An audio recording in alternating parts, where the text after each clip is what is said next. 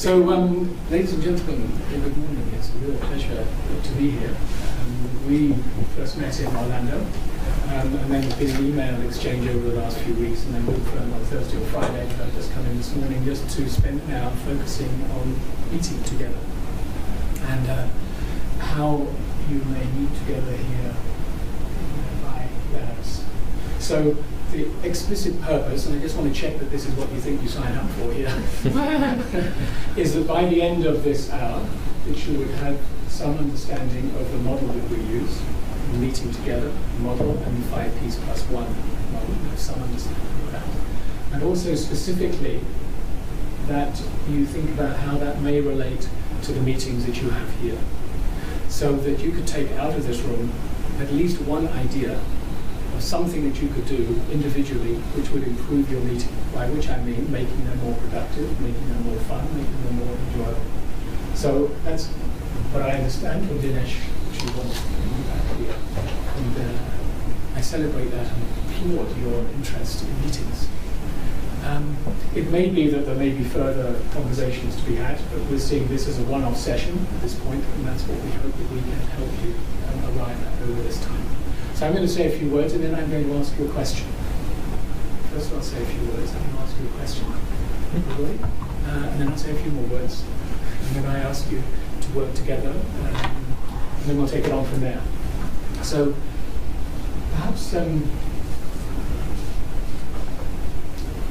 start with, I would say that I'd like us just to meet together here. I know we've got this wonderful technology. We're not going to use this wonderful technology.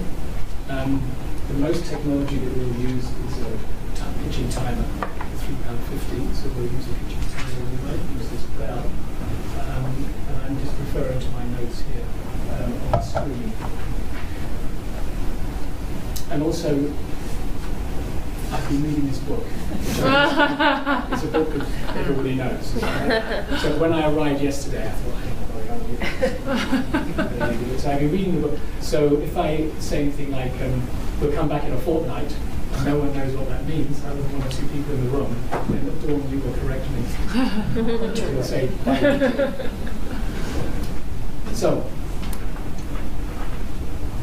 it seems to me that meeting together is one of the most fundamental things that human beings do. We have always met together. It's basic, it's wired into our DNA.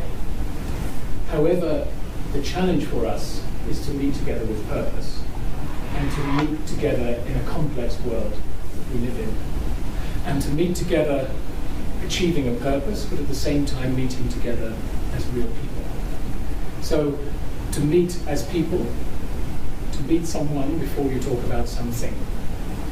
So that's the challenge for us, I think, to meet with a purpose. So that in a meeting, you start at a certain point, and then you end at a different point. So you may say, yes, we start here, as now, and then in 1 hour's time, you will understand something of the 5Ps plus 1. Meeting together, and maybe you go out of the door with something that you can do in your next meeting. So you've traveled a journey.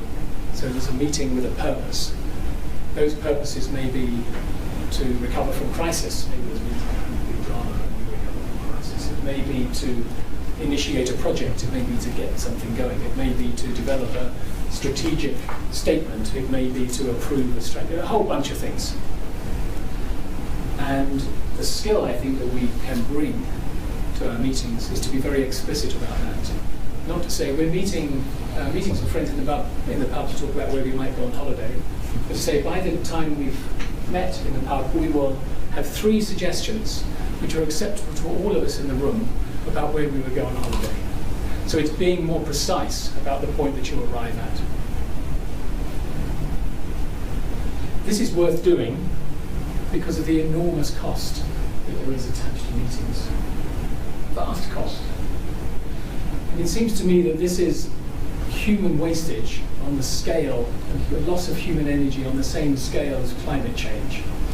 That you think of the number of people who are in rooms right now having meetings that they don't like, they're bored by or unproductive. You add all that up, the financial cost, but also the loss in human aspiration and attention and energy, and it's enormous. So it's worth doing. Secondly, I'd suggest it's possible to achieve. I think we've got to a point where we are just so used to the pain, we don't even think about it anymore. People think meetings are inherently dull or unproductive or not fun or not very good for them to find what they want. So we've just got so used to that pain that we don't notice. Maybe with email, which is one of the other Think Productive offerings, maybe it's still relatively new to a lot of people, by which I mean like a decade or two. So we still feel the pain, we still feel the tension. In meetings, we just got used to it being like that. So I think that requires us to change habits. And it requires us to change our individual habits, over which we have total sovereignty, even though it doesn't always seem like that. Of course, habits are very hard to change. But to change group habits is even harder. Because one of you in this room may say, right, every meeting I'm going to turn up on time, as indeed we will have today, which is pretty cool. Doesn't often happen.